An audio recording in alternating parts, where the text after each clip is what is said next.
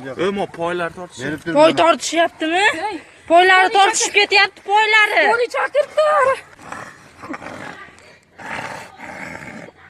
Iltimos, soat 5lar yordam berishingizni so'rayman. Assalomu alaykum, aziz vatandoshlar, hurmatli saxovat beshalar. 2024-yil 18-yanvardan boshlab shu bola shunaqa sudurgi bo'ldi.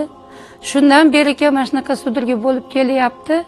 Shu paytga kelganda hozirgi shu paytda sudurgi holati juda ko'p bo'lib ketyapti. Hozir endi 7-8 martadan, pashti 10 martadan bo'lib ketyapti. Iltimos, soat 5lar yordam berishingizni so'rayman. Shu bolam yaxshi bo'lib qolsa, Hindistonga shu bolamni davolatish uchun olib borishga jindak mablag'imiz yetmayapti. Yordaminglarni ayamasanglar devdim.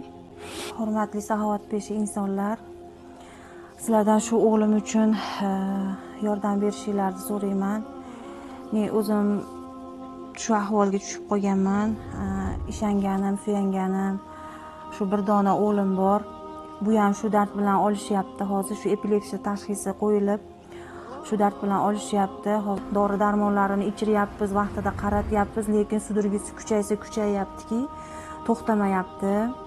Endi hozir Hindistonga olib borish kerak bo'lib shu gaplashildi. Shu Hindistonga olib borishga bizga mablag'imiz mablag' yetishmayapti. Bizdan qaytmasa Allohdan qaytsin. Nima niyat maqsadinglar bo'lsa Alloh o'zi yetkazsin.